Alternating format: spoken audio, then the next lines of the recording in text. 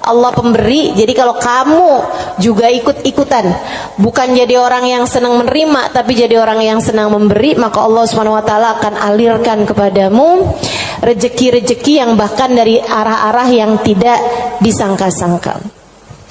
Saudaraku sekalian yang saya muliakan, Hubabah Maryam pernah bilang, Halimah jangan takut ngasih. Nak, jangan takut ngasih. Allah itu seringkali ketika kamu ngasihnya banyak, Allah juga ngasihnya banyak. Ketika Allah ngelihat kamu jalur keluar duitnya itu banyak, Allah juga bakalan ngasih itu buat memenuhin jalur keluarnya uang tersebut gitu. Assalamualaikum warahmatullahi wabarakatuh.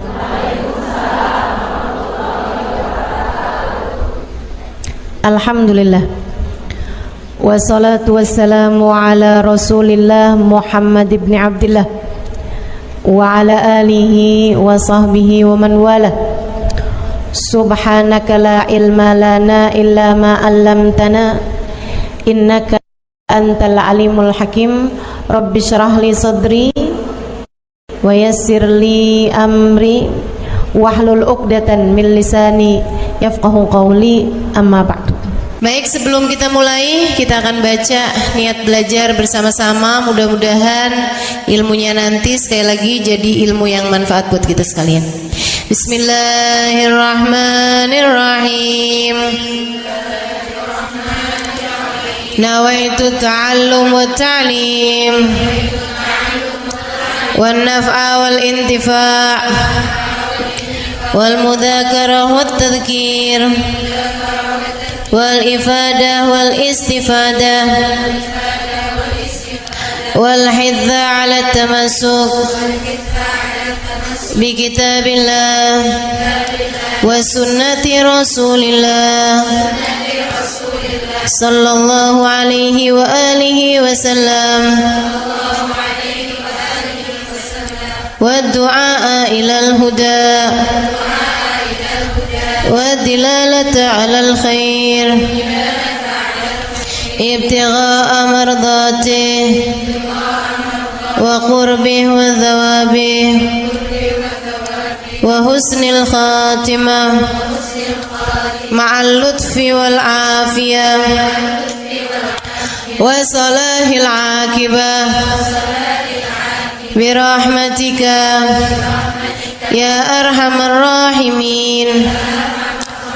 La hadratin Nabi Muhammad sallallahu alaihi wasallam wa alihi washabihi azwaji wa dzurriyyati wa ahli baiti wasallim wa jamil anbiya wal mursalin wal kulli ajma'in. Anna Allah yaghfir lahum wa yarhamuhum wa ya'li darajatihim fil jannah wa yanfa'una barakatihim wa asrarihim wa anwarihim wa ulumihim wa nafaatihim fid din wa dunya wal akhirah. Al-Fatihah, baca bersama-sama. A'udzu billahi minasy syaithanir rajim. Bismillahirrahmanirrahim. Alhamdulillahi rabbil alamin. Ar-Rahmanir Rahim. Maliki yaumiddin. Iyyaka na'budu wa iyyaka nasta'in. Ihdinas siratal mustaqim. Siratal ladzina an'amta 'alaihim ghairil maghdubi 'alaihim waladdallin. Amin. Taqabbalallahu minna wa minkum, taqabbal ya karim. Allah tuh mau ngasih rezeki sama orang nggak pakai ada hitung-hitungannya, gitu kan? Pokoknya itu urusan langit, udah bener-bener yang Allah bilang rizqukum fis samai wa ma tu'adun, kata Allah. Rezeki kalian sudah selesai aku atur dari langit. Rezeki kalian sudah selesai aku atur dari langit. Saudaraku sekalian yang saya muliakan, nah kalau kita kepengen gitu kan kayak rezekinya digampangin, cara dapatnya gampang, menyenangkan, itu juga sama Allah udah dikasih clue-cluenya. Salah satu cluenya adalah dengan rajin sedekah. Salah satu cluenya adalah dengan rajin memberi, bukan hanya sedekah. Sedekah itu untuk orang yang kita tahu memerlukan, tapi kalau memberi buat siapapun, termasuk kita ngasih sama orang yang kita sayangi, ngasih hadiah, begitu ya. Buat orang tua kita mampu, tapi kita seneng aja ngasih hadiah sama mereka gitu. Misalnya kita suka ngasih kepada saudara-saudari kita, kakak adik kita, walaupun kita tahu dia mampu, tapi misalnya kita habis jalan-jalan condet, kita beliin duku, udah nggak ada ya, kita beliin salak condet kan, dulu mah masih ada tuh, ingat tuh, gitu. Sehingga sekalian yang saya muliakan, itu memperbanyak rezeki, mempermudah rezeki, mempermudah jalurnya rezeki yang sudah Allah Subhanahu wa taala bagikan kepada kita, teman-teman saya sekalian. Nah, ini saya ingat ucapan Hubabah Maryam Al-Haddar, guru saya almarhumah. Beliau itu orang paling dermawan yang pernah saya kenal. Pasti ada banyak orang-orang dermawan, tapi orang paling dermawan yang saya kenal Hubabah Maryam Al-Haddar. Sedikit sekalian, beliau tuh kalau bepergian bisa jadi lupa bawa uang buat belanja, lupa bawa uang buat apa, tapi nggak pernah lupa bawa uang buat sedekah. Karena memang ini orang satu senengnya ngasih luar biasa. Siapapun aja dia kasih. Anak-anak ketemu dia kasih, orang tua ketemu dia kasih. Dan dari Hubabah Maryam tuh saya juga jadi ngerti bahwa ternyata semua orang suka dikasih. Subhanallah lah, semua orang tuh seneng aja dikasih gitu. Walaupun dia orang mampu sekalipun gitu ya, tapi kalau dikasih tuh kok seneng aja gitu. Betul nggak? Ini yang katanya Nabi Muhammad, tahadau tahabu, saling beri hadiahlah kalian, maka kalian akan semakin saling sayang, semakin saling cinta.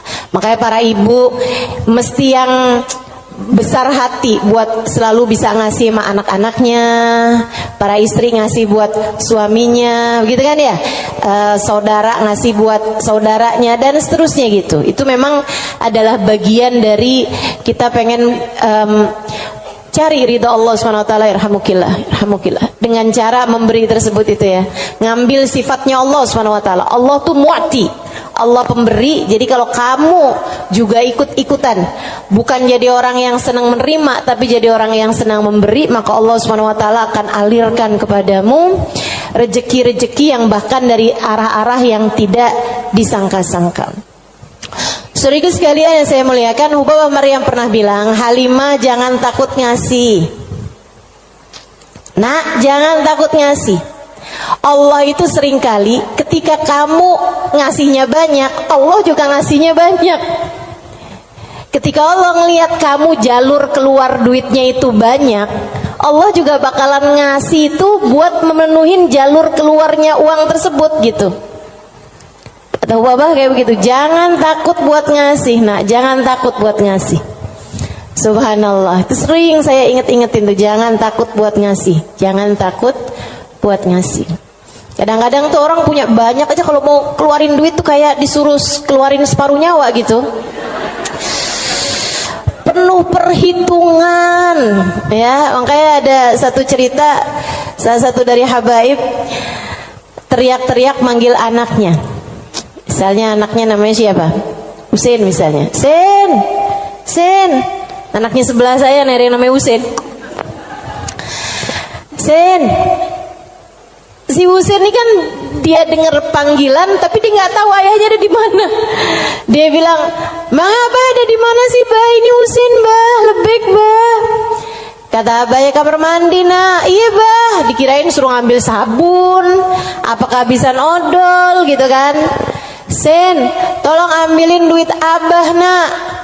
Ada di gesper Abah warna hijau. Iya sih. Habaib-habaib kita suka punya gesper warna hijau.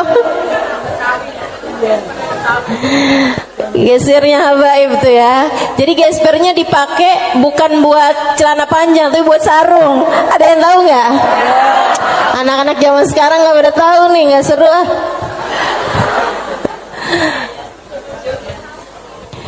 Dia bilang, ambilin duit Abah, nak. Kasihin kepada keluarga fakir miskin di jalan apa gitu, disebutin sama dia. Dikerjain sama anaknya saat itu juga, diambil uangnya kemudian diserahkan kepada keluarga yang dimaksudkan sama abahnya.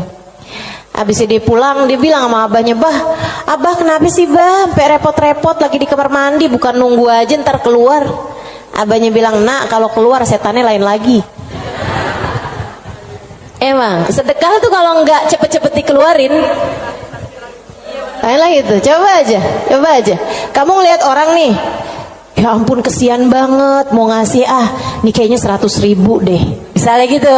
Kita inget nih di dompet kita ada 100 ribuan gitu kan. Pas kita buka dompet, tapi banyak juga loh orang kayak gitu, 50.000 aja apa ya gitu. Kelihatan ada duit yang hijau 20 ribuan. Terakhir keluarnya berapa? 5.000. Ada yang pernah begitu? Mana orangnya? Saya. Urusan sedekah luar biasa. Kalau nggak cepet-cepet dikerjain, luar biasa setannya teman-teman sekalian. Makanya mudah-mudahan Allah Subhanahu wa taala selamatkan kita dari segala sifat pelit-pelit ini nih. Baik itu yang namanya syuh ini udah pelit yang banget pelitnya, ataupun bakhil orangnya ya. Kalau yang tadi atas syuh orangnya namanya syahih. Kalau yang kedua nih bakhil, yaitu orang yang pelit sama apa yang dia punya, ama yang jadi miliknya dia mau ngeluarinnya tuh penuh dengan perhitungan. Dan gayahnya, puncaknya orang pelit yang kayak beginian nih, puncaknya pelit adalah dia sampai berusaha untuk bisa yang wajib-wajib pun jadi nggak wajib. Gimana caranya gitu? Kayak bayar zakat gitu kan, mikir-mikir mau bayar zakat harta 2,5% dari harta kita di akhir tahun. Itu kan kalau mau dicari-cariin jalannya biar nggak keluar zakat, bisa teman-teman, bisa. Terutama nih orang-orang kayak saya nih, belajar fikih kelamaan, belajar fikihnya lama, saya tahu persis cara mengelabui hukum Islam. Tetapi teman-teman sekalian, ilmu ini walaupun saya mengetahuinya, saya tidak akan mengamalkannya buat diri saya pun juga buat orang lain. Kenapa gitu? Kamu sedang mengelabui siapa? Bukankah Allah Maha tahu segalanya? Kamu mau nih gimana caranya biar duit saya nih nggak saya zakatin? Oh, kamu begini, misalnya gitu ya. Sekedar dirubah bentuk duitnya itu, jadi tanah, jadi rumah, kan zakatnya setahun lagi. Bisa aja kayak begitu. Akan tetapi teman-teman saudara sekalian, sekali lagi ini pengelabuhan urusan dunia. Tapi kalau urusan di hadapan Allah Subhanahu wa taala, Allah tahu segalanya.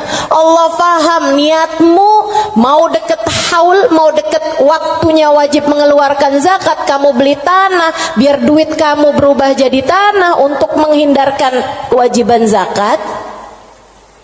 Allah paham betul urusan apa yang ada di dalam hatimu itu. Jadi janganlah sok-sokan cari-cari. Mungkin ada pendapat lain yang bikin ini jadi nggak wajib, misalnya gitu kan? Ada aja, bisa aja teman-teman saudara sekalian. Orang yang belajar fikih bertahun-tahun itu akan ngerti caranya hal-hal yang seperti itu. Tapi tentu saja kita tidak akan mengamalkannya, sebab yang kita cari bukanlah pandangan manusia, yang kita cari bukanlah hukum dunia, akan tetapi yang kita cari adalah yang di sisi Allah Subhanahu wa ta'ala. Saya jadi ingat sama Syaiban. Ini yang dianggap sama Imam Syafi'i sebagai salah satu guru-gurunya Imam Syafi'i.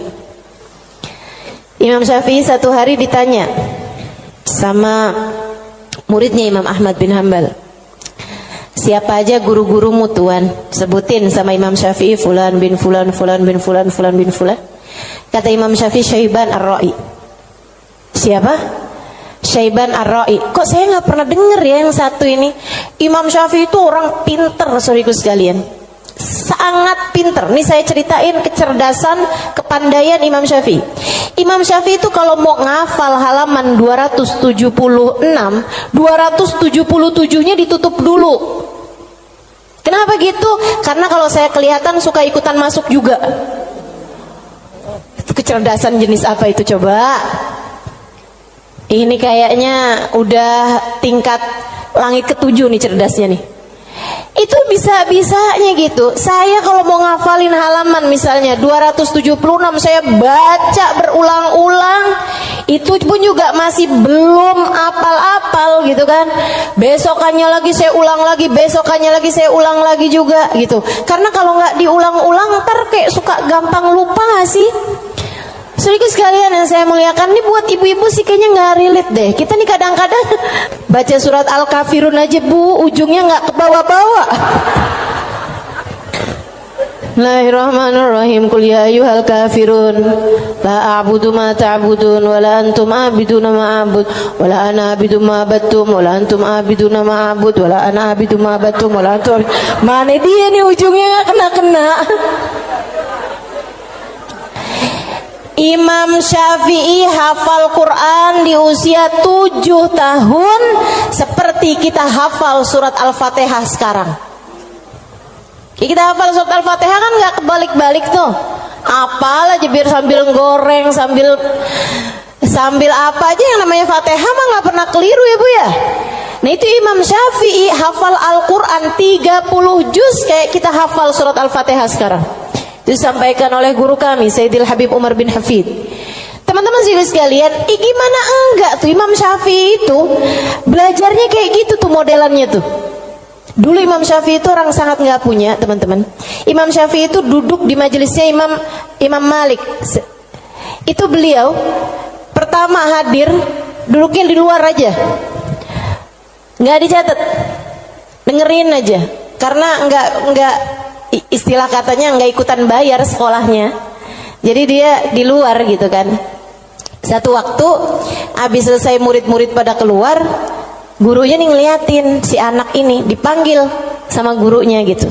Terus tanyain, belum Imam Malik ini ya, gurunya yang masih awal, masih dasar. Tanyain gitu, nak, tadi apa yang saya terangkan? Dia bisa ngulangin semua yang diterangin sama gurunya 100%. Habis itu gurunya bilang, nak kenapa kamu nggak duduk di kelas saya? Dia bilang, karena saya nggak ikutan bayaran. Nggak apa-apa, duduklah nak di kelas saya akan berbangga dengan kamu bisa duduk di kelas saya. Dah tuh Imam Syafi'i. Kalau mau ngafalin halaman sebelah, halaman yang sesudahnya tuh ditutup dulu sama beliau, karena gampang banget masuk, asal kelihatan kelebetan udah langsung masuk. Kecerdasan yang luar biasa, teman-teman saudaraku sekalian yang saya muliakan. Nah ini satu waktu ditanya sama muridnya Imam Ahmad bin Hambal, guru-gurumu siapa aja tuan? Sampein si ini. Kenal, rata-rata Imam Ahmad bin Hambal kenal, mereka adalah ulama-ulama pada masa tersebut gitu. Yang disebut sama Imam Syafi'i, Syaiban Ar-Ra'i. Baru nggak kenal. Siapa tuh Syaiban Ar-Ra'i? Ar-Ra'i dia bilang, kata Imam Syafi'i, tukang gembala kambing. Penasaran, pengen dong kenal. Oh ya, nanti saya akan ajak kamu. Satu hari diajak nih sama Imam Syafi'i, Imam Ahmad bin Hambal diajakin pergi ke tempatnya Syaiban Ar-Ra'i. Di mana diajakinnya? Di tempat gembalaan kambing. Sambilan tuh kambing digembala, Syaiban sholat. Kambingnya makan rumput, dianya sholat. Habis saya sholat, di Imam Syafi'i sama Imam Ahmad bin Hambal duduk di situ. Assalamualaikum warahmatullahi wabarakatuh Syaiban. Waalaikumsalam warahmatullahi wabarakatuh. Syaiban, saya nih datang kemari nih, katanya Imam Ahmad bin Hambal, karena Imam Syafi'i waktu saya tanya salah satu gurunya, dia menyebutkan dirimu wahai Syaiban.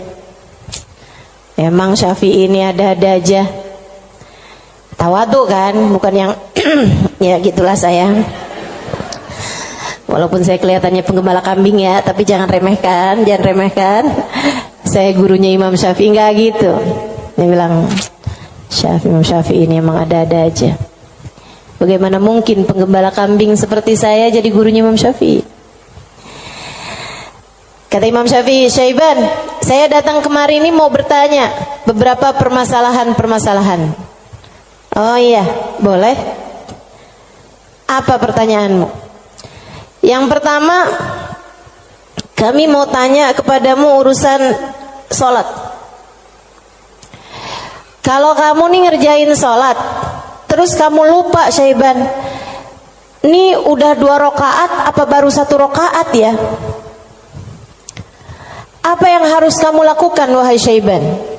Syaiban jawab, ala madhabina au ala madhabikum. Sesuai madhab kalian atau sesuai madhab saya? Oh, Syaiban punya madhab, maaf, Syaiban punya madhab. Katanya Imam Syafi'i, memang ada 2 madhab nih dalam masalah ini? Iya, tentu saja. Madhab kalian selalu berbeda dengan madhab saya. Oh, boleh kami tahu kalau sesuai dengan madhab kami gimana Syaiban? Kalau madhab kalian, kalau lupa berapa rakaat sholat, ngambil rakaat yang sedikit, kemudian sesudahnya sujud sahwi. Iya benar, kata Imam Syafi'i, benar. Begitu memang yang disampaikan oleh baginda kita Nabi besar Muhammad sallallahu alaihi wasallam. Kalau madhab kalian gimana Syaiban? Kata Syaiban, kalau madhab kami, madhab ahli tasawuf, madhab hamba-hamba dekat dengan Allah Subhanahu wa taala, madhabnya para wali lah boleh dibilang. Dia bilang kalau kami sholat menghadap Allah tapi kami sampai lupa berapa rakaat kami menghadap kepadanya, artinya kan pikirannya kemana-mana. Dia adalah orang yang sudah kurang ajar kepada Allah. Dia harus dihukum dengan puasa setahun dan qiyamul lail setahun.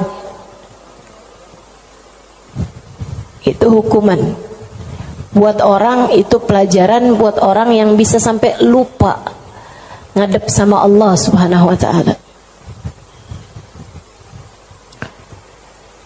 Ada yang mau ikutan madhabnya Syaiban?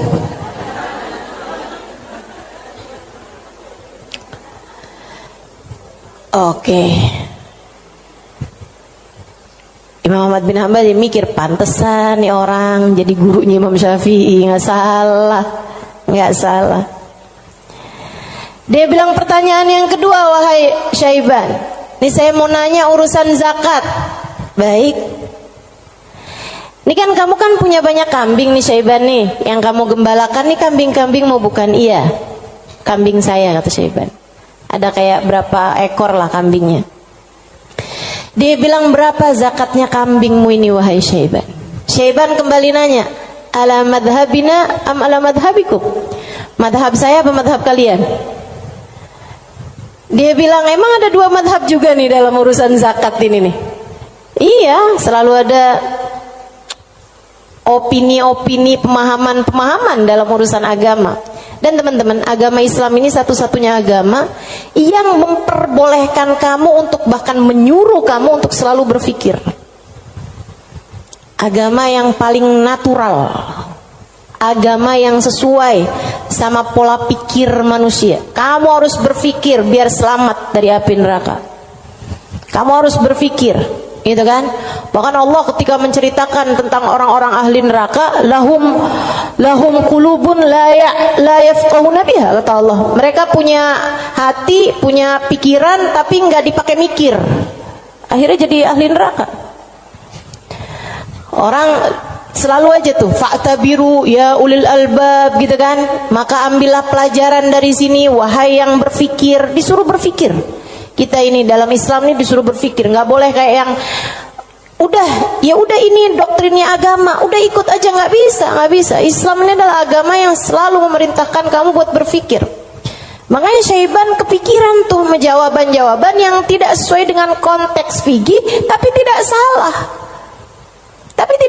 Teman-teman. Ya, orang yang lupa rakaat kemudian dia merasa bahwa dirinya adalah seorang yang kurang ajar sama Allah Subhanahu wa taala karena menghadap Allah, tapi kepikirannya gelambiar kemana-mana.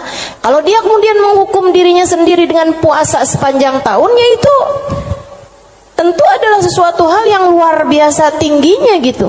Seseorang yang sudah mencapai tingkat spiritualitas yang sangat-sangat berkelas.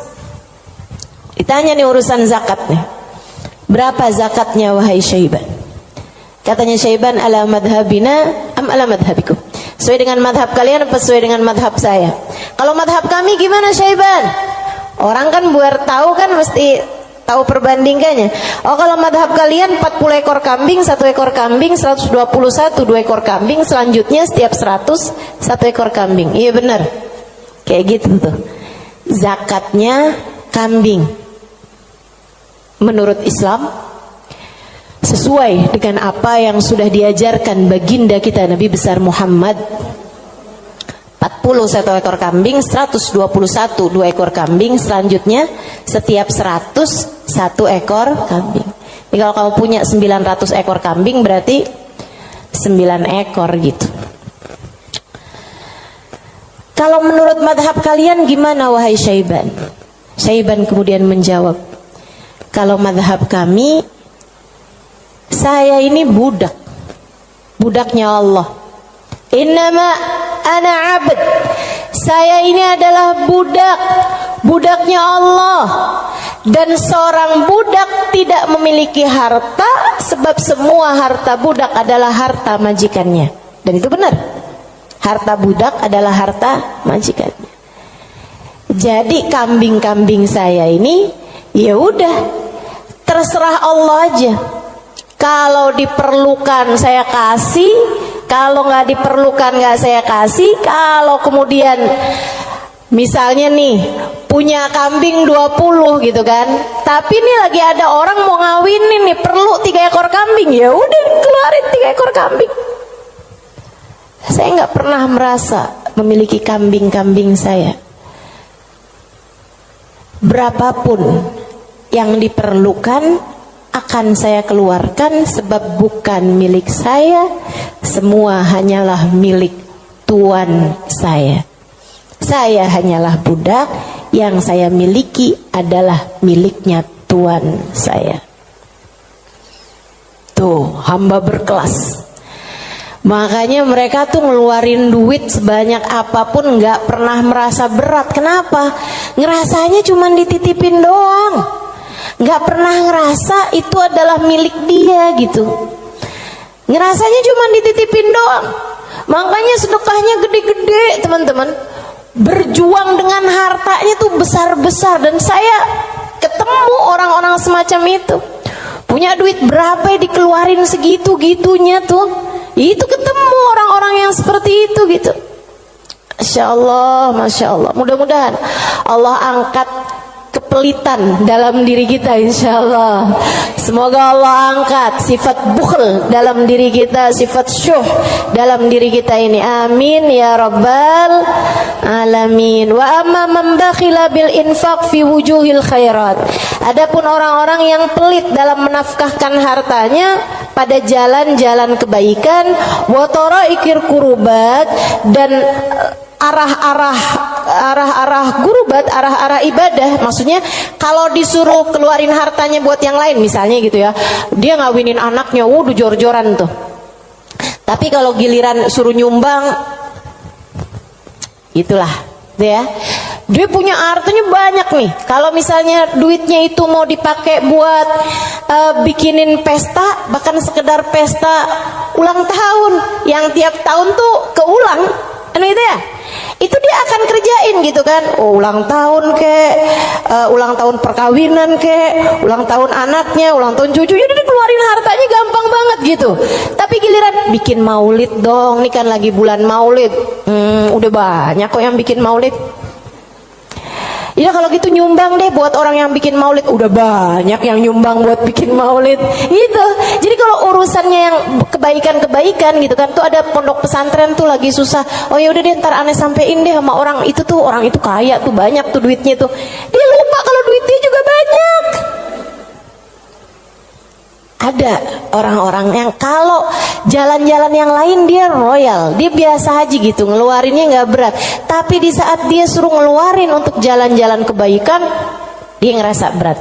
Yang kayak begini, ma'at tamakkun min dzalik, padahal dia mampu untuk melakukan itu, fahaluhu ahwan min halil ladzi qabla, keadaan dia masih lebih mending daripada keadaan orang-orang yang di atasnya, yang syuh atau yang yang syahih atau yang bakhil tuh ya.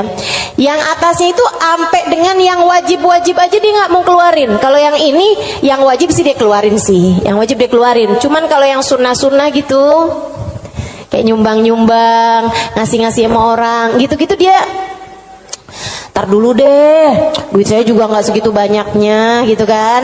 Ada orang nih susah-susah nih, terus dia bilang gitu, emang beneran susah anak-anak yatim gitu kan, korban bencana alam atau apa gitu, emang beneran susah. Itu juga mau ngeluarinnya kayak yang berat banget gitu.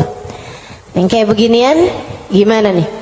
Ahwan minal ladzi qabla, mendingan sih daripada yang sebelumnya. Sebutnya apa? Wa yusamma bakhilan aidan, disebut juga orang bakhil juga. Li'annahu qad athara al-mal wa laqiba fi imsaki, karena dia mendahulukan harta untuk dirinya sendiri dan dia senang buat pegangin hartanya. Wa bakhila bi badlihi fi ma huwa arfa' lahu wa anfa' inda rabbih min ad-darajatil ula wal khairatil baqiyah fid daril akhirah. Karena dia itu kan bakhilnya itu menyelahkan sesuatu yang dia rasa lebih bermanfaat. Kalau dia disuruh nyumbang nih, kayak dia akan mikir yang daripada saya nyumbang, mendingan juga buat sekolah anak aja nih dulu, mendingan buat ngirimin anak dulu aja, mendingan buat ini aja, mendingan buat itu aja. Kayak yang dicari-cari gitu keperluan dia itu, mendingan ganti horden aja, mendingan ganti karpet aja, mendingan ada pintu model baru, mendingan saya ganti pintu aja, mendingan saya pokoknya gitu aja gitu. Daripada dia mencari-cari, maksudnya daripada dia mengeluarkan hartanya untuk urusan-urusan yang sifatnya akhirat, dia akan lebih memilih untuk yang buka cabang aja, buka usahanya lebih luas aja, mendingan ini aja, mendingan itu aja, kayak gitu. Atau bahkan mendingan buat kawin lagi aja. Itu ngebantu orang juga. Dia akan nyari perempuan yang miskin juga. Gimana tuh? Wa madamal insan yarjah imsakul mal ala badli fi mahabillah wa maradi fa huwa ghairu khalin an syai'in minal bukhl. Dan sesiapa orang, selagi seseorang itu masih lebih mendahulukan, masih lebih mementingkan megang hartanya daripada menyerahkannya di jalan yang diridhoi Allah dan yang dicintai Allah, maka artinya orang tersebut belum kosong dari sifat pelit. Artinya dia masih punya sifat pelit dalam dirinya. Uang kamu nih antara kamu serahkan buat beli sesuatu duniawi, sama kamu serahkan buat kepentingan akhirat, kamu ringanan mana? Ya kita masih lebih ringan untuk urusan-urusan dunia kita kan? Betul nggak? Atau untuk antara kamu keluarkan di jalan Allah dengan kamu tabung, kamu masih beratan mana? Ya beratan ngasih lah. Kalau buat nabung kan ya buat diri kita sendiri, itu investasi masa depan, harus kita pikirkan juga kan. Nah itu berarti kata Imam Ghazali, Imamul Haddad, Imamul Haddad yang bilang ya, bukan saya ya. Berarti dia ya memang masih pelit juga. Kamu masih pelit. Selagi antara uang kamu pakai buat tabungan sama uang kamu serahkan untuk jalan-jalan kebaikan, kamu masih memilih untuk nabung. Berarti ini kayaknya kita semua masih pelit lah ya. Udah kita sepakatin aja dah. Masih pelit semuanya, ya Allah, ya Allah. Makanya masih harus terus-terusan berdoa. Allahumma inni a'udzubika minal ajzi wal kasal wa'ud. Allahumma inni a'udzubika minal hammi wal hazan wa a'udzubika minal ajzi wal kasal wa a'udzubika minal jubni wal bukhl wa a'udzubika min ghalabatid dain wa qahrir rijal. Itu masih harus terus-terusan kita baca teman-teman, tiap hari, tiap pagi kita baca doa itu. Ya Allah, beri kami hidayah untuk bisa ringan tangan dalam memberi, enggak terus-terusan pelit sama apa yang kami miliki ya Allah. Wala yakunul insan jawadan sakhiyan hatta yakuna badlul mal fi mahabbillah arja inda wa ahab ilaih min imsaki. Dan seseorang itu belum bisa disebut dermawan, belum bisa disebut sakhi, belum bisa disebut orang karim, orang dermawan sampai dia merasa bahwa menyerahkan uang di jalan Allah lebih dia sukai daripada menabung, daripada pegang duit itu, daripada dia nggak ngasihnya di jalan Allah gitu. Kalau kamu ngerasa masih ngasih itu lebih berat daripada kamu pegang, nah itu berarti kamu masih pelit. Tapi kalau kamu ngerasa udah yang ngasih lebih kamu sukai daripada kamu pegang, gitu ya, itu berarti kamu adalah seseorang yang dermawan. Udah jadi tambah jauh aja nih kita nih. Fa'alam dzalik wa'mal alaih. Ketahuilah hal ini dan amalkanlah, wallahu yatawalla hudak. Semoga Allah Subhanahu wa taala memberikan petunjuk kepadamu. Amin ya rabbal alamin.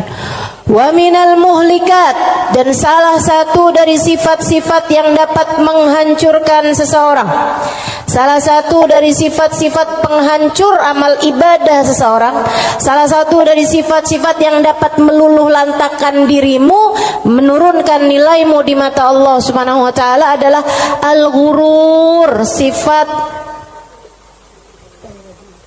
ghurur, tertipu. Apa tuh tertipu? Wa makna, arti tertipu adalah an yulabbisul insan ala nafsih. Dia bikin samar kepada dirinya sendiri, wa yuriyahal umur ala khilafi ma hiya alaih. Dia memperlihatkan kepada nafasnya, kepada dirinya, ala khilafi ma hiya alaih, tidak sesuai dengan fakta yang ada. Wadzalik lidu'fi basiratihi 'ala din, dan yang seperti ini adalah karena lemahnya pemahamannya, basirahnya, basirah itu pandangan hati, lemahnya pandangan hati dia fiddin, dalam urusan agama, wa qillati ma'rifatihi bihaqaiqi, dan sedikitnya pengetahuan dia dengan hakikat-hakikatnya agama, walijahli li afatil a'mal wa mawaqa'id syaitan, dan karena yarhamukillah banyak bener sih, ada gak? Walijahlihi, dan karena ketidakfahaman dia biafatil a'mal, dengan penyakit-penyakitnya amal, wa makaid syaitan, dan tipu dayanya syaitan, walighalabati hawa nafs alaih, dan karena menangnya hawa nafsu menghadapi dia, wa rukunihi ila amaniha wa khuda'iha, dan karena tenangnya dia dengan angan-angannya dirinya sendiri serta tipu dayanya dirinya sendiri. Waqad qala Allah taala, dan Allah Subhanahu wa taala telah menyampaikan muhadziran li ibadihi minal ghurur, memberi peringatan kepada hamba-hambanya tentang bahayanya ketertipuan ini. Kata Allah Subhanahu wa taala, ya ayyuhan nas inna wa'dallahi haq, wahai sekalian manusia, sesungguhnya janji Allah itu benar. Fala taghurrannakumul hayatud dunya, janganlah kehidupan dunia menipu kalian, wala taghurrannakum wala yaghurrannakum billahil ghurur, dan janganlah ghurur, tipu daya, menipu kalian dari Allah Subhanahu wa taala.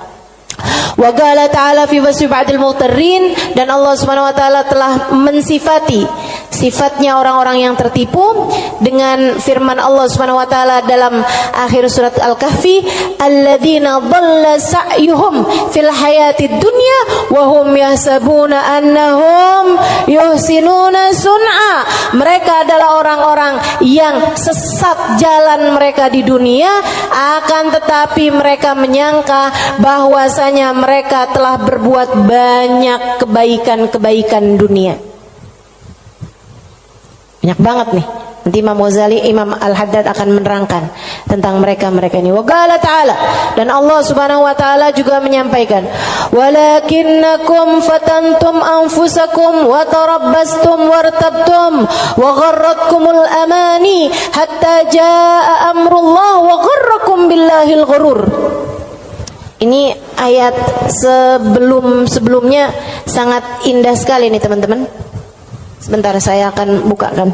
Kata Allah Subhanahu wa taala, walakinnakum fatantum anfusakum, akan tetapi kalian telah menipu diri-diri kalian sendiri, wa tarabbastum, dan kalian menunda-nunda, wartabtum, dan kalian merasa ragu, wa gharratkumul amani, dan kalian tertipu dengan angan-angan kalian sendiri, hatta jaa amrullah, sampai datang ajal menjemput kalian, wa gharrakum billahil gharur, dan kalian telah tertipu, dan tipu daya telah menipu kalian dari Allah Subhanahu wa taala. Al-Hadid ayat 14. Al-Hadid ayat 14.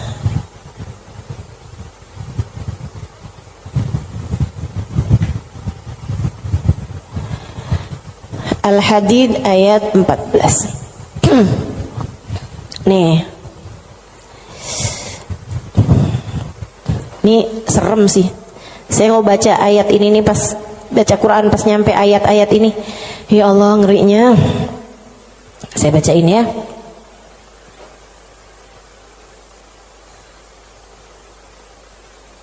Dari mana ya enaknya nih ya? Dari ayat 11 deh. Al-Hadid dari ayat 11. A'udzu billahi minasyaitonir rajim. Man dzalladzi yuqridullaha qardan hasana fayudha'ifahu lahu wa lahu ajrun karim. Kata Allah, siapa di antara kalian yang mau menghutangi Allah? Ini Allah nih dari taunya orang-orang tuh ama hartanya tuh medit banget, pelit banget, sampai Allah bilang, kamu di saat sedekah, kamu nggak lagi ngasih buat orang, kamu lagi ngasih hutangan kepadaku, kata Allah. Kamu lagi ngasih tuh, kamu lagi ngasih hutang sama aku, kata Allah.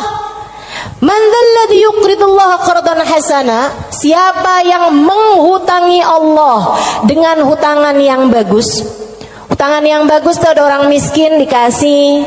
Ya, ada orang yang kepengen sekolah, nggak mampu sekolah, kamu sekolahkan. Ada janda-janda yang kepengen usaha, nggak punya modal, kamu modalin, gitu kan? Ada orang tua-tua yang emang udah nggak bisa lagi usaha, kamu berikan nafkah bulanan kepada mereka gitu. Ada yang lagi ngebangun misalnya pondok pesantren atau masjid yang memang tidak akan kembali berupa keuangan ya, maksudnya secara langsung gitu kan. Nah itu semuanya ini disebut sebagai jalan-jalan kebaikan. Allah menyebutnya sebagai qardhan hasana, hutangan kepada Allah. Kenapa Allah bahasanya sampai pakai utang? Dan yang hutang itu Allah, kayak Allah tuh lagi yang tenang, utang, aku akan bayar. Dan aku kalau bayar nggak main-main, aku lipat gandakan minimal 10 kali lipat. Dan teman-teman, saya sih nggak tertarik sama urusan 10 kali lipat. Kamu sedekah, balik 10 kali lipat. Saya nggak terlalu tertarik sama itu. Saya tertarik sama sesuatu yang kita nggak bisa beli pakai uang. Yang kita nggak bisa beli pakai uang, itu yang lebih membuat saya tertarik ketika bersedekah. Maksudnya gini nih, kalau misalnya kayak kalau kamu ngasih 100.000, Allah bakal gantikan dengan 1 juta, 10 kali lipat kan? Saya nggak terlalu tertarik sama yang begituan. Saya lebih tertarik kalau kamu kasih 100.000, Allah akan berikan kepadamu Halimah sesuatu hal yang bahkan kamu nggak bisa belinya dengan uang. Dan itu nyata teman-teman. Kamu nggak bisa beli kesolehan anakmu. Mau beli di mana? Mau beli di mana?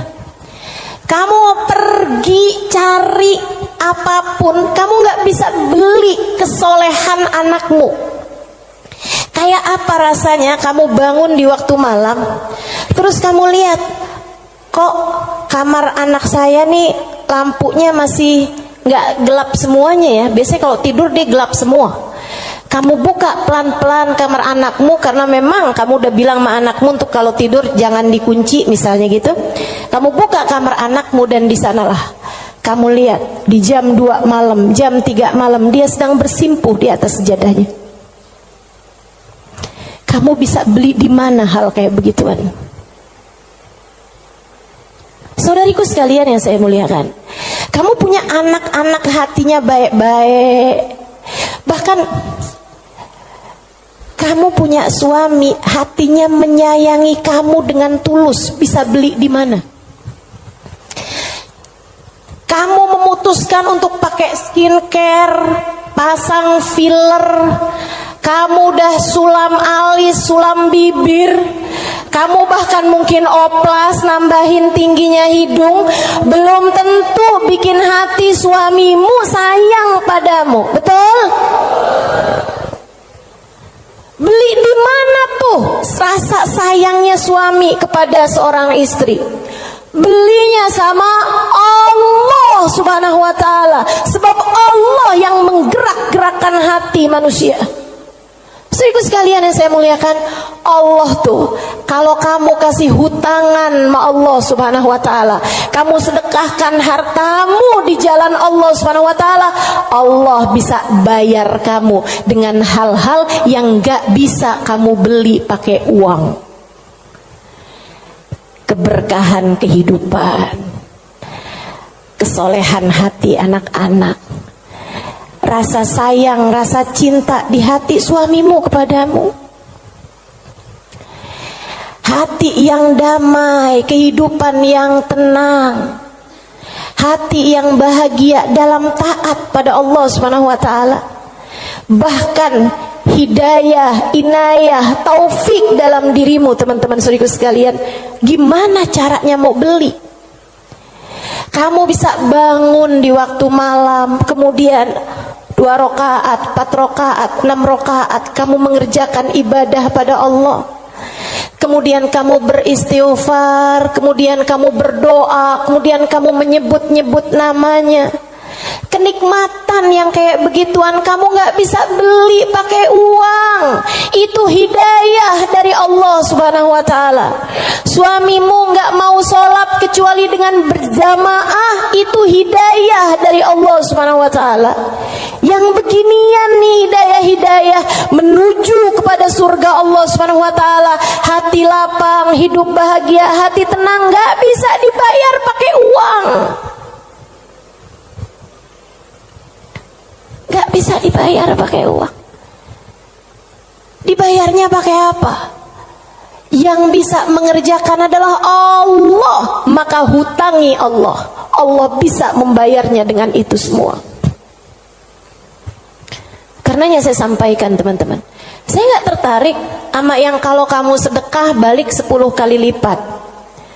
Kalau kamu keluarin, kamu jual motor, kamu kasih sedekah, kamu dapat Avanza. Enggak, saya gak tertarik, mohon maaf. Bukan karena saya nggak tertarik sama pemberian Allah, tapi pemberian Allah yang masih bisa dibeli dengan uang, itu adalah pemberian-pemberian yang tidak berkelas. Allah bahkan memberinya kepada orang paling kafir di atas muka bumi sekalipun. Tapi kesolehan hati anak-anakmu, kesolehan hati suamimu, kesolehan dirimu sendiri, Allah kasih hidayah buat kamu bangun di waktu malam membaca beberapa ayat Al-Quran. Allah kasih kamu bangun di waktu malam, kamu menengadahkan tangan berdoa kepada Allah Subhanahu wa ta'ala. Saat itu Allah, setiap kali kamu memanggil ya Allah, ya Allah, ya Allah, Allah menjawab labbaik ya abdi was'adaik. Labbaik wahai hambaku, apa yang kamu mau, apa yang kamu mau, minta apa yang kamu mau. Ampuni dosa-dosa saya ya Allah. Allah bilang labbaik hambaku, aku ampuni dosa-dosamu. Mudahkan saya berbuat kebaikan ya Allah, labbaik hambaku, labbaik hambaku. Aku akan memudahkanmu berbuat kebaikan.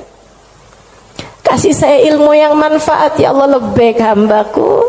Aku akan beri padamu ilmu yang manfaat. Saudariku sekalian yang saya muliakan, yang ini nih tidak akan Allah berikan kecuali kepada hamba-hambanya yang Dia cintai. Assalamualaikum warahmatullahi wabarakatuh.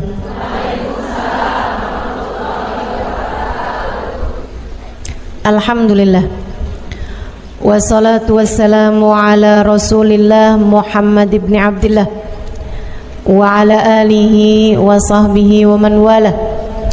Subhanaka la ilma lana illa ma 'allamtana innaka antal alimul hakim.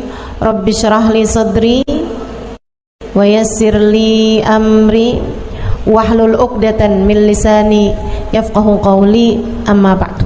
Baik, sebelum kita mulai, kita akan baca niat belajar bersama-sama. Mudah-mudahan ilmunya nanti sekali lagi jadi ilmu yang manfaat buat kita sekalian.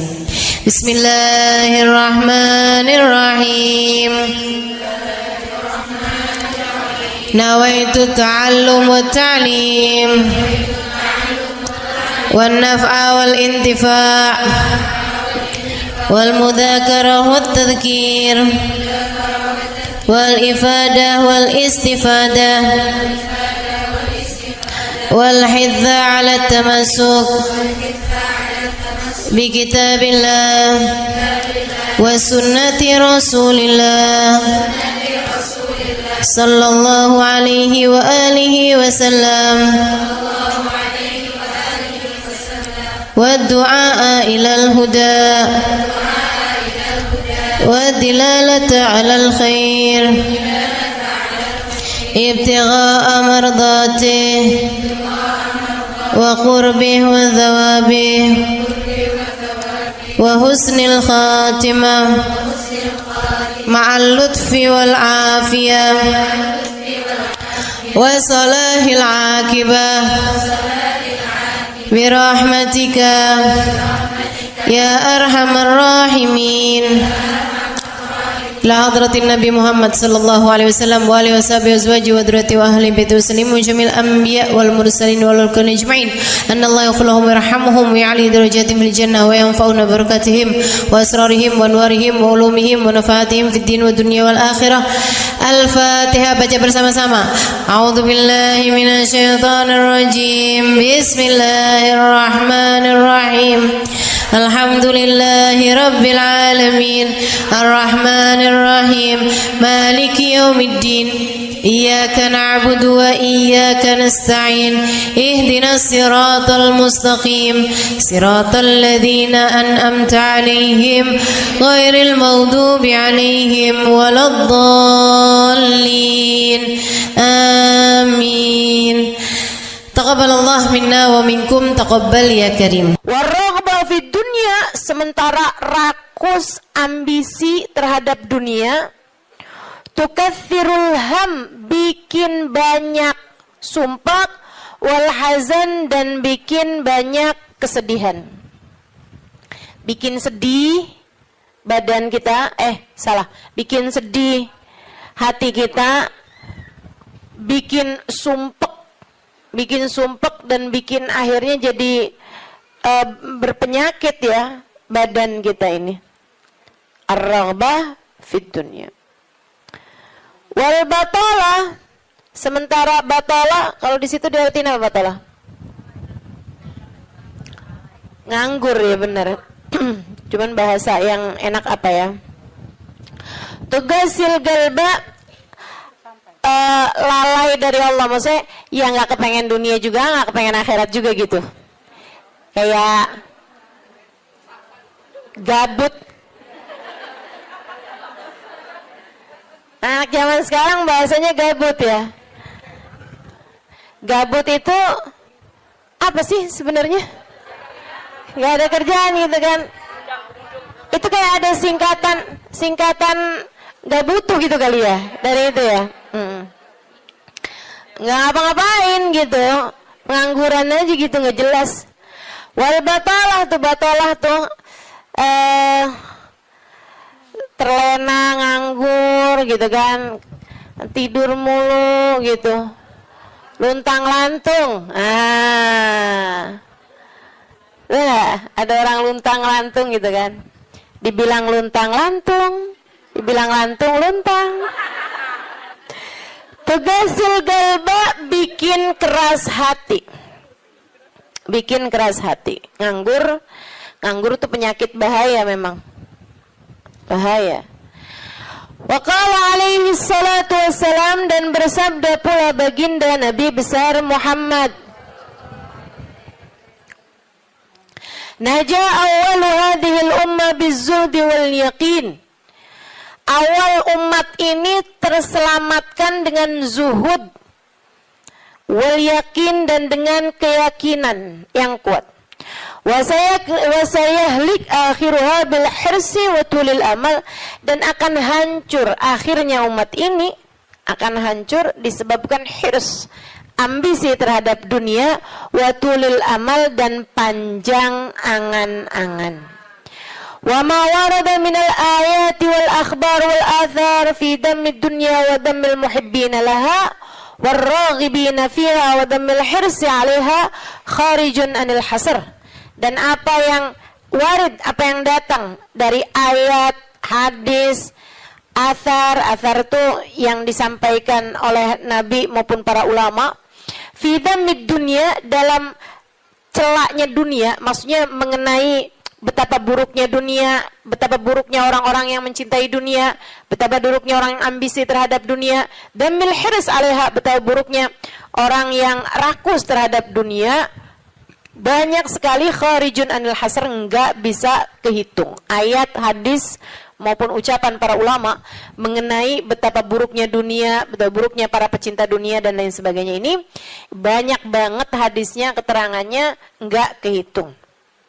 Watasani fil ulama, dan karangan-karangan para ulama rahmatullahi alaihim, semoga rahmat Allah senantiasa tercurah pada mereka, minas salaf wal khalaf, baik dari ulama zaman dulu maupun ulama-ulama belakangan, masyhunah bidzalik, penuh sekali dengan hal-hal yang seperti itu. Kayak Imam Ghazali gitu kan, nulis dalam kitabnya baik Ihya Ulumuddin ataupun kitab yang terakhirnya beliau itu namanya Minhajul Abidin dan lain sebagainya, itu banyak banget mengenai hal-hal yang seperti ini gitu. Betapa pentingnya kita untuk zuhud terhadap urusan dunia. Tsumma inad dunya ibaratun wallahu a'lam bisawab. Sampai situ ya. Nabi Muhammad alaihissalam mengatakan, az-zahada fid dunya tuyrayyihul qalba wal badan. Zuhud dunia nih. Apa tuh zuhud? Zuhud itu teman-teman tidak mengharapkan kesenangan dunia dari Allah sekalipun ya, enggak minta gitu, enggak seneng gitu sama kesenangan dunia dari Allah. Itu namanya zuhud akhirat. Dan juga teman-teman, zuhud ama manusia itu tidak menginginkan apa yang ada pada manusia, apa yang dimiliki orang enggak kepengen. Gitu kan? Itu namanya zuhud fima fi aidin nas. Ini disampaikan Nabi Muhammad dalam hadisnya, izhad fid dunya yuhibbukallah, wazhad fima fi aidin nas yuhibbukan nas. Kata Nabi Muhammad alaihissalam, zuhudlah kamu dari dunia. Zuhud tuh enggak seneng, enggak ambisi, enggak fokus kepada kesenangan dunia maupun pencapaian dunia. Hati-hati, tipis teman-teman bedanya, gitu kan? Pencapaian dunia, saudara sekalian, kayak gini loh, banyak followers, majelisnya jadi rame, itu tipis tuh antara kamu kepengen akhirat sama kamu kepengen dunia. Buat siapanya? Bukan buat yang hadir. Saya rasa kalau yang hadir mudah-mudahan baik gitu kan. Tipisnya itu buat pelaku-pelaku dakwah, baik yang rumahnya buka buat majelis atau dia buka majelis, atau yang ngajarnya nih gitu. Karena kalau tujuannya senengnya itu adalah urusan-urusan dunia, tuh tipis banget setan nantinya tuh bisa masuk dari arah situ. Dari arah situ masuknya. Izhad fid dunia, kata Allah SWT. Makanya dari tipisnya nih yang saya sebut tadi itu ya, kayak keinginan kamu tuh dunia apa akhirat, keinginan kamu tuh pujian manusia atau pujian Allah.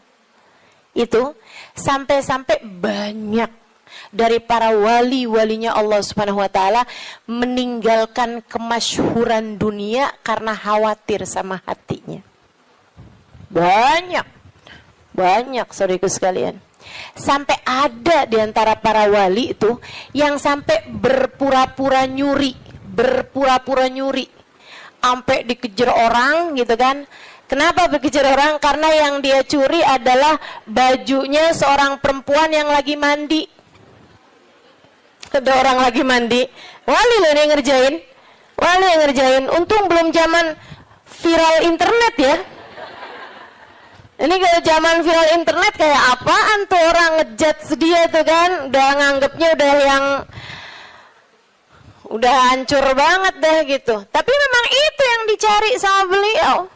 Yang dicari sama beliau adalah menghindar dari kepopuleran, menghindar dari apa yang orang-orang cari dari kemuliaan dunia, karena khawatir hatinya terselip rasa keinginan untuk dianggap mulia di dunia, menghancurkan kemuliaannya di akhirat. Serem bener buat orang-orang kayak saya yang sama Allah dikasih pegang mic di depan, ya kan? Teman-teman saya sekalian, nggak gampang. Makanya kalau ada yang bisa kamu lakukan untuk saya, doain, biar bisa ikhlas, doain, biar bisa benar gitu, jaga hati, doain, biar disayang Allah gitu. Kesian nih, begitu udah masuk nih setan, teman-teman saya sekalian, setan tuh ya datang ke pedagang beda, datang ke orang awam beda, datang ke ulama beda lagi. Waduh, yang datang ke ulama nih setannya juga ulama. Setannya juga kelas profesional, gitu kan? Jadi nggak ecek-ecek gitu loh. Setannya juga setan-setan berkelas, teman-teman saya sekalian. Nah itu kan yang belum tentu selamat gitu, belum tentu selamat. Masya Allah. Ada tuh zamannya Imam, siapa ya? Ada Imam Ghazali cerita dalam Ihya-nya. Kita suka ketawa-ketawa tuh dengerin cerita Imam, maksudnya kalau baca ceritanya Imam Ghazali yang begitu-begituan. Kata Imam Ghazali dalam Ihya-nya tuh, ada orang atau di Minhaj ya, wallahu a'lam, pokoknya salah satu kitabnya Imam Ghazali lah. Imam Ghazali cerita, ada orang, dia itu ulama, teman-teman. Cuman ulamanya itu masih suka yang ya gitulah, masih ada kesenangan dunianya. Senang sama popularitas, senang sama dimuliain orang, senang sama ini sama itu. Ada satu ulama khomul. Ulama yang lain nih, ulama yang nggak seneng namanya terkenal, nggak seneng, dia nggak seneng sama urusan begituan, urusannya antara dia sama Allah, tapi ilmunya luar biasa. Ulama yang kedua nih, ini ulama yang pertama nih, saya nggak inget namanya gitu ya, dua-duanya nih saya nggak inget namanya. Nah ulama yang pertama nih, dia lagi khutbah Jumat, teman-teman saya sekalian, dia ngomong sesuatu yang dinisbatkan kepada ulama yang kedua yang nggak senang keterkenalan apa ini, teman-teman. Dia ngomong bahwa saya pernah dengar kayak, kan ada orang-orang itu ya Allah, mudah-mudahan Allah bersihkan hati kita semuanya nih ya. Ada orang-orang yang kalau cerita sama orang lain, bahkan di mix sekalipun, senang menunjukkan kedekatannya sama ulama yang lain atau sama orang-orang yang berilmu, guru-guru apa segala macam gitu kan ya.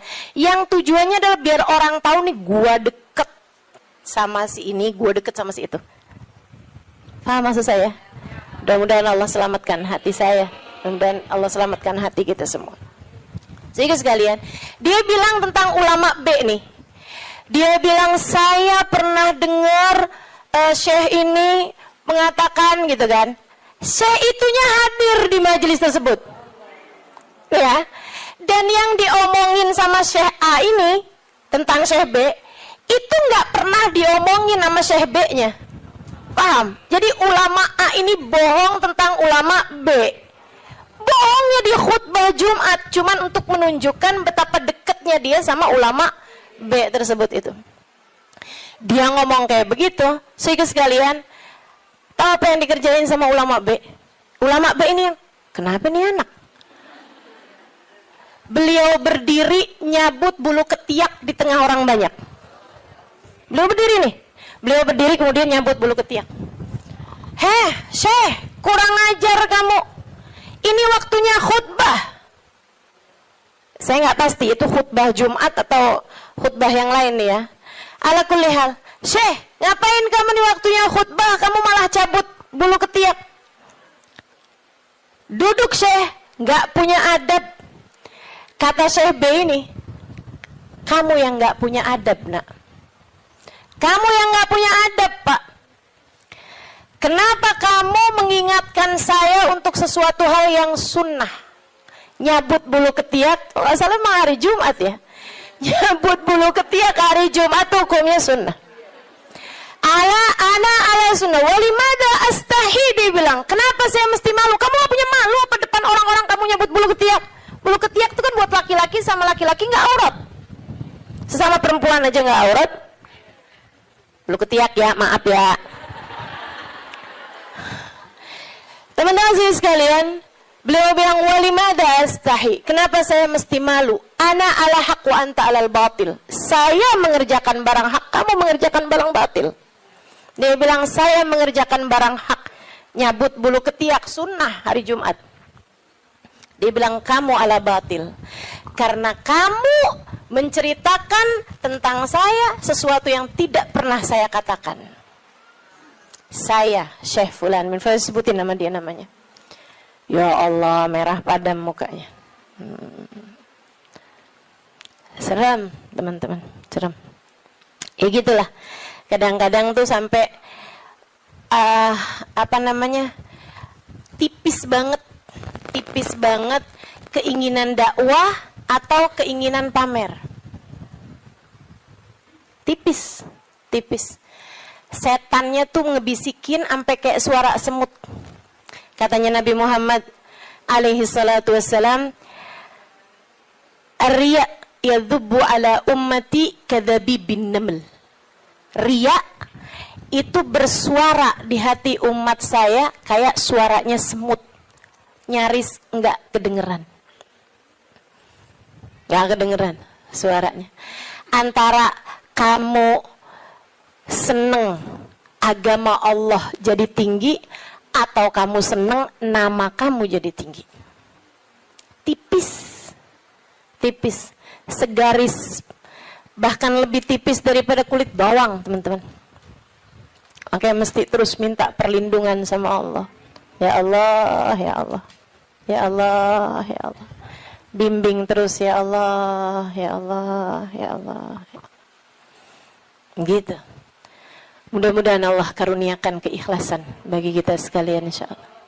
Sebab yang namanya pencapaian akhirat teman-teman. Dan pencapaian akhirat kita nggak pernah tahu. Pencapaian akhirat tuh kita nggak pernah tahu. Taunya kapan? Entar di akhirat. Namanya juga pencapaian akhirat. Taunya entar di akhirat. Saat kamu berhasil menghadap Nabi Muhammad. Saat namamu menjadi seseorang yang dikenal oleh Nabi Muhammad. Kalau mau bangga, tar di sana. Kalau mau bangga, ntar di sana. Saat kamu bisa melewati jembatan Sirat secepat kilat. Saat kamu bisa selamat masuk surga Allah Subhanahu wa ta'ala. Saat kamu bisa digiring di belakang bagindamu Nabi besar Muhammad. Mau membusungkan dada saat itulah silahkan. Mau ngerasa diri sesiapa saat itulah silahkan. Mau menganggap diri berhasil mencapai kemuliaan saat itulah silahkan. Mau menganggap diri mencapai pencapaian dalam dakwah saat itulah silahkan. silahkan. Mau menganggap diri soleha, saat itulah silahkan. Jika sampai namamu dipanggil oleh Nabi Muhammad, jika sampai kamu diperkenankan bersalaman dengan Nabi Muhammad, jika sampai Nabi Muhammad berkata raditu biki, aku ridho kepadamu, saat itulah silakan melayang-layang teman-teman. Sebelum itu terjadi, kamu masih antara-antara, kamu masih ada di tepi jurang. Selagi itu belum terjadi, kamu masih ada di persimpangan jalan antara dinaikkan kepada Allah atau dihancurkan oleh Allah Ta'ala.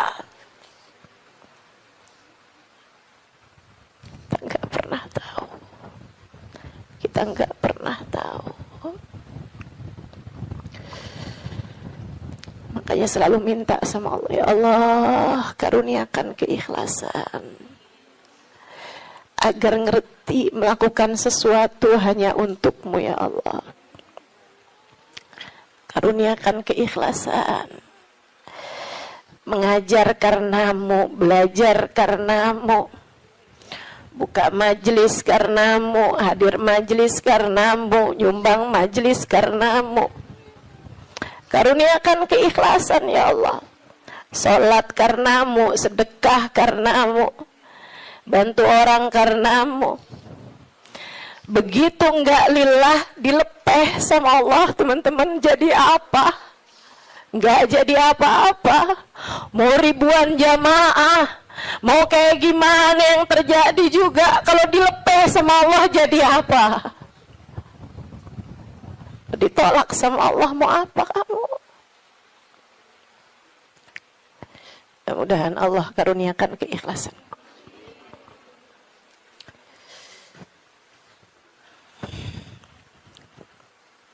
Az-zahada fid dunya, zuhud di dunia, zuhud dunia, ngarepnya cuma Allah semata.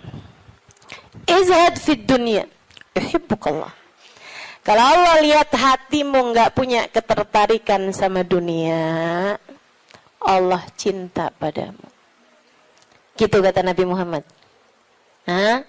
Hati kamu masih ngarep dunia nggak nih? Hati kamu masih ngarep harta, pandangan orang, jabatan, kemuliaan di mata manusia?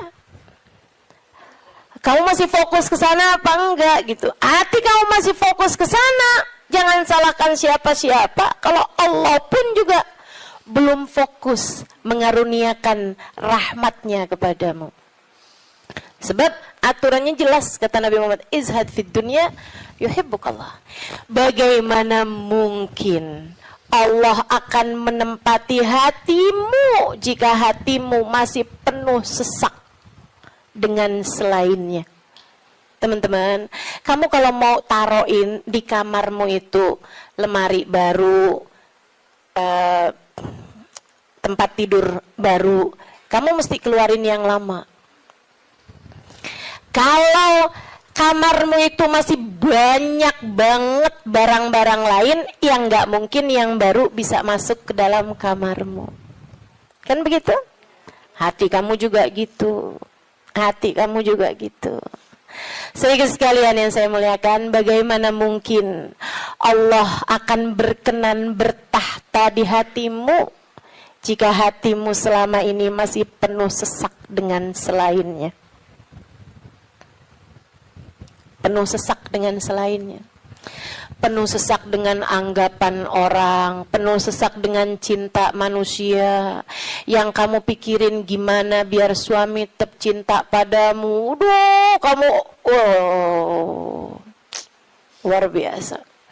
Siapa yang lagi di WhatsAppin sama suami, siapa yang lagi diteleponin sama suami, sekarang suami lagi di mana, sama siapakah, jangan-jangan dia sedang berada dalam pelukan perempuan yang lain. Waduh, bagaimana kamu berharap Allah bertahta Keluarkanlah dalam hatimu jika hatimu penuh sesak dengan selainnya. Teman-teman, keluarkan nya yang kecil-kecil agar nya yang besar berkenan bertahta di hatimu. Keluarin yang lain-lain. Keluarin perkara harta, perkara cinta manusia, pujian orang, semuanya keluarin.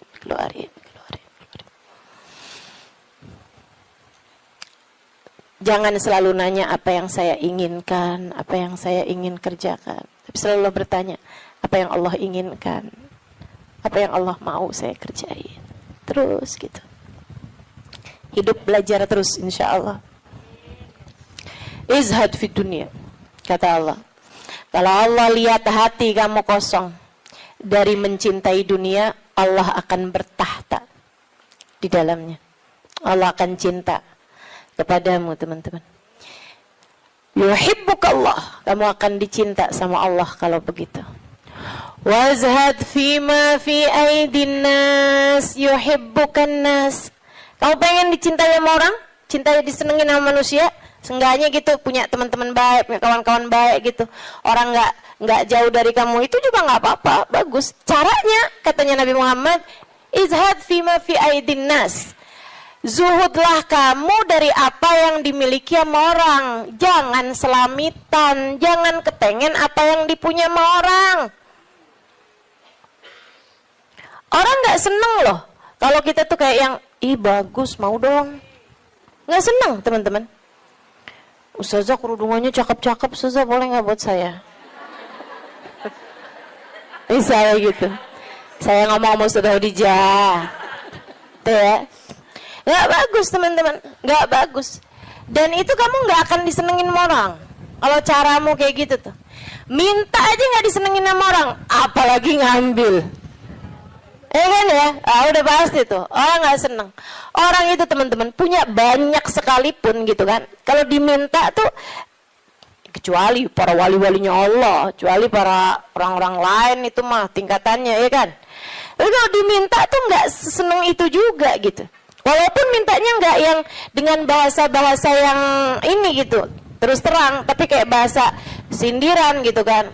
Kerudungannya banyak, boleh kali Ustazah yang ini cakep nih, gitu kan? Enggak boleh, nggak baik kayak begitu. Kamu menurunkan kemuliaanmu teman-teman. Yang kata Nabi Muhammad tuh, satu titik hitam di wajahmu di akhirat nanti setiap kali kamu meminta kepada orang lain. Izhad fima fi aidin nas. Apalagi kalau sampai kamu hati kamu nggak pernah tertarik sama apa yang dipunya sama orang. Oh, dicinta sama Allah.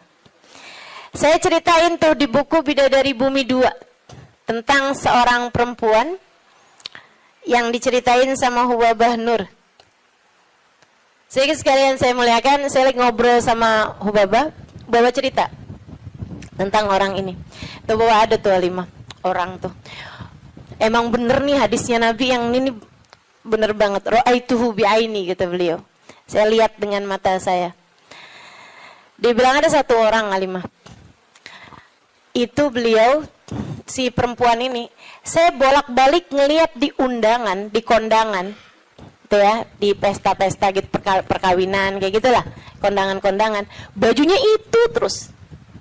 Saya tahu kalau dia ini miskin karena bajunya itu terus, gitu kan? Orang di Tarim itu kalau keluar semuanya pakai baju hitam. Nah, kalau baju hitam kan susah nandainnya kan yang sama semua. Betul apa enggak? Jadi sekalian saya muliakan, makanya saya suka heran gitu. Ustazah Halimah nih fashionable, apa namanya? Bener nggak ngomongnya? Lagi mana? Apa tadi?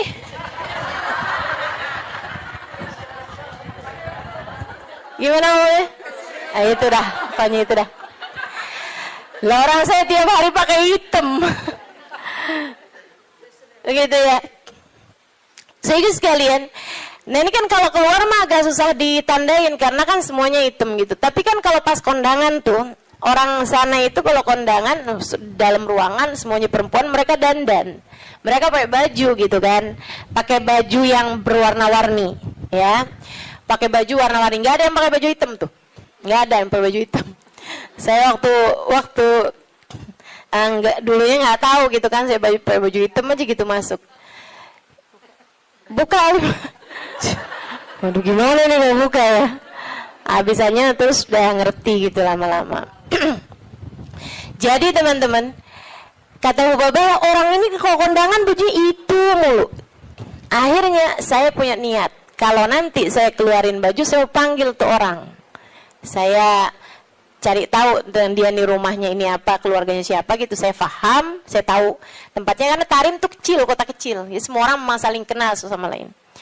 Akhirnya dia bilang, kata Hubabah, waktu saya datang baju-baju yang baru-baru, ada orang ngasih ini apa segala macam, yang lama-lama saya keluarin. Hubabah tuh begitu teman-teman. Ngajarin kepada kita jangan sampai yang, aduh penuh banget, kamu masuknya iya, keluarnya kagak gitu kan. Ada yang masuk, ada yang keluar. Akhirnya mau Hubabah baju-baju yang lama-lama tuh dikeluarin, bagus-bagus tentu aja ya. Dan semua orang juga seneng dapat bajunya Hubabah gitu kan. Jangan terus minta. Jadi kepikir nih, berangkat ke Tarim meminta baju mau Hubabah. Tentu berkah kan ya, tentu berkah. Tapi ya sekali lagi jangan minta. Subhanallah teman-teman, kalau nggak minta tuh, kalau mintanya mau ntar kasih. Jadi kepikir ya, mau minta sama Allah, nggak usah yang gitu-gitu juga. Mau minta sama Allah tuh pahala aja, udah pasti enak. Teman-teman sih sekalian, akhirnya Hubabah itu ngeluarin baju-baju beliau, ada setumpuk lah gitu. Beliau panggil tuh orang perempuan itu, panggil sama Hubabah. Dia seneng banget, dan memang miskin banget teman-teman. Bajunya cuma itu aja, buat kondangan itu, buat keluar itu, buat sholat itu gitu. Dia cuma segitu itu bajunya gitu. Baju sholat kayak mau kena gitu, tuh ya. 2, kalau 1 dicuci kan ada gantinya gitu. Terus baju keluar dia gitu, baju hitam 1, terus baju hari-harinya dia kayak daster gitu buat di rumah, 2 potong 2 biji gitu, tuh 1-nya lagi baju buat kondangan. Udah gitu aja, simple hidupnya. Jadi sekalian dipanggil tuh perempuan sama Hubabah. Kata Hubabah, saya habis ngeluarin baju-baju nih, silahkan kamu pilih yang mana yang kamu mau, sisanya tolong bagiin, kamu yang bagiin gitu, sama siapa yang kamu mau deh gitu.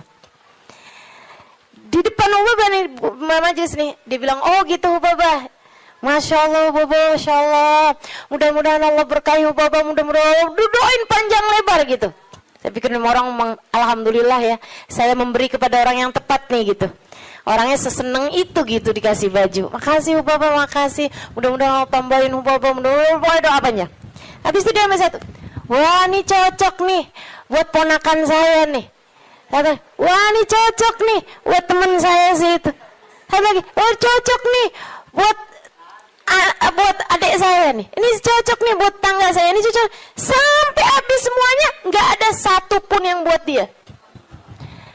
Kata Hubabah, begitu semuanya buat orang lain tanpa ada satupun yang buat orang tersebut, ya Allah, 5 saat itulah saya jatuh cinta padanya. Bener banget yang Nabi Muhammad bilang, izhad fima fi aidin nas yuhibbukan nas. Ketika kamu tidak tertarik sama apa yang dipunya sama manusia lain, sama orang lain, justru manusia akan cinta padamu. Manusia ini memang unik. Allah tuh seneng kalau ada orang seneng sama apa yang dimiliki sama Allah, Allah seneng. Allah tuh diminta seneng. Allah itu kalau ada orang tertarik sama apa yang ada pada Allah, surga, gitu kan?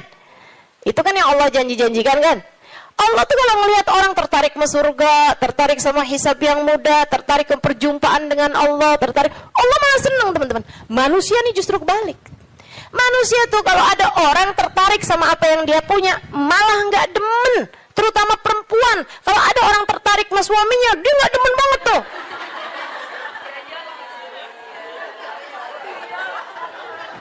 Ya iya kan, Mang, saya kan lagi bilang. Allah kan nggak gitu. Allah punya kekasih namanya Muhammad. Kalau ada orang tertarik sama Nabi Muhammad, Allah seneng banget. Allah cinta banget, ya kan? Tapi kita kan nggak gitu. Kita punya tas. Kalau ada orang tertarik sama tas kita, boleh dong. Nggak demen kita. Betul. Kita lagi makan nih, terus ada yang kayaknya enak tuh yang di piring. Boleh nggak perkedelnya buat saya aja? Gedek apa seneng? Gedek, teman-teman, nggak seneng. Kesel kita. Gitu, emang manusia tuh kayak gitu. Sama apa yang dia punya, orang lain tertarik, dia nggak senang. Dia nggak senang. So, itu sekalian yang saya muliakan. Katanya Ubabah, begitu dia tidak tertarik sama apa yang saya punya, bahkan sama sesuatu yang udah saya bagiin, udah saya kasih sama dia, dia nggak tertarik terhadap dunia, saya jatuh cinta sama dia. Masya Allah. Saya langsung masuk lagi ke kamar, saya ambil baju yang saya sayangi, yang saya sukai, saya lipat bagus-bagus, saya kasihin sama dia. Saya bilang, yang ini untuk kamu, saya minta tolong sama kamu, pakailah baju ini buat kamu, saya nyari berkah dari kamu, saya pengen dapat berkah kamu, tolong pakailah baju saya ini untuk kamu. Ubabah nyampe tolong-tolong sama dia. Masya Allah. Tuh saudariku sekalian, orang tuh bisa mulia kayak gitu tuh. Jadi yang memuliakanmu tuh bukan harta. Sebagaimana yang sering saya sampaikan padamu, kemuliaanmu tidak ada pada harta, kemuliaanmu tidak ada pada tahta, jabatan, kemuliaanmu tidak ada pada rupa, kecantikan. Enggak gitu ya. Kemuliaanmu tidak ada bahkan pada ilmu. Kemuliaanmu tidak ada pada ibadahmu juga enggak. Teman-teman saya sekalian, ibadah mah kita kerjain aja. Tapi bukan berarti kamu udah ibadah terus kamu jadi mulia, enggak gitu juga. Kemuliaanmu ada pada Allah Subhanahu wa taala. Allah berikan kepada siapapun yang Dia kehendaki. Makanya nyari mulia, deketi Allah. Deketi Allah. Mudah-mudahan kita tidak dihalangkan untuk bisa dekat dengan Allah Subhanahu wa ta'ala. Itu zuhud, teman-teman. Suatu hal yang perlu banget buat kita minta. Ya. Katanya Imam Ghazali, kalau buat zuhud kayak zuhudnya orang-orang dulu, kayak zuhudnya para sahabat, tuh kamu nggak sanggup tuh. Kamu nggak sanggup. Menjadikan semuanya buat Allah, kayak yang saya ceritain kemarin tentang Syaiban Ar-Ra'i. Semua kambing milik Allah Subhanahu wa taala. Yang dimauin sama Allah kita kasihin. Begitu kan? Kita nggak benar-benar punya, katanya Syaiban. Ini kalau mau zuhud-zuhud kayak orang-orang dulu gitu rada berat, teman-teman. Akan tapi kata Imam Ghazali, buat kalian ada dua aja dah zuhudnya. Gimana tuh Imam? Zuhud buat kalian dua aja. Yang nggak punya jangan tertarik, yang nggak punya jangan minta, jangan tertarik, jangan nggak ada urusan, gitu ya. Sama yang barang yang kita nggak punya, sama perkara yang kita nggak punya, kamu nggak usah minta, kamu nggak usah tertarik. Yang ada jangan dinikmati sendirian. Dunia yang kamu punya jangan dinikmati sendirian, bagi kepada yang lain. Yang kamu nggak punya nggak usah minta. Bahkan kepada yang punya, yaitu Allah Subhanahu wa taala. Yang kamu nggak punya nggak usah tertarik gitu. Ustazah, jadi kita minta sama Allah pun juga nggak usah Ustazah. Ya kalau kamu nggak sanggup minta sama Allah aja lah. Begitu kan? Minta sama Allah. Jangan sampai minta sama orang.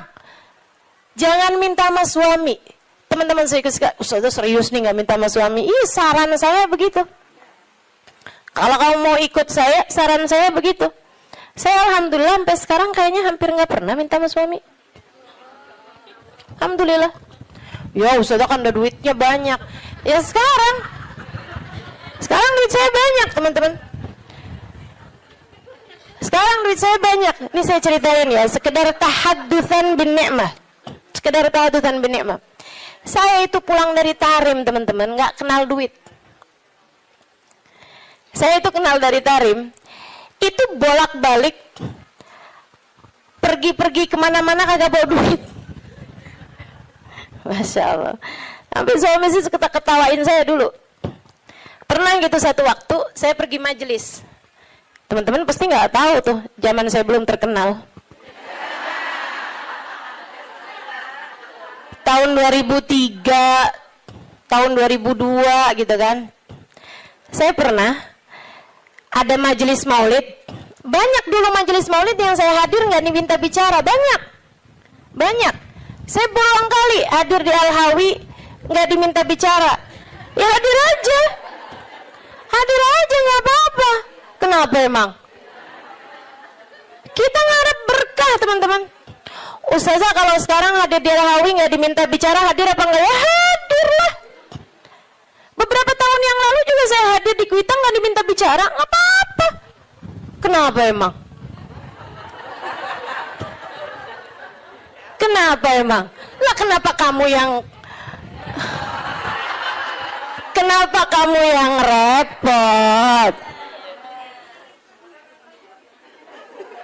Kenapa tuh? Repot kamu? Kalau saya nggak diminta bicara, kamu repot? Nggak apa-apa, teman-teman. Emang kenapa? Kita dapat berkah dari hadir. Kita dapat ilmu dari yang menyampaikan. Kan begitu?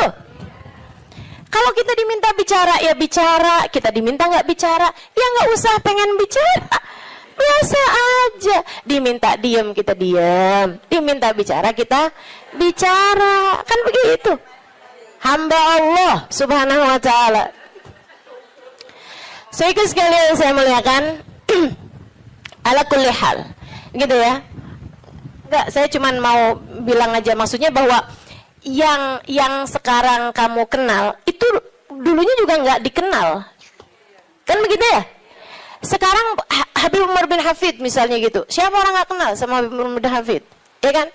Apakah pernah ada masanya Habib Umar nggak dikenal? Banyak, panjang masanya Habib Umar juga nggak dikenal, gitu. Jadi biasa-biasa aja. Assalamualaikum warahmatullahi wabarakatuh.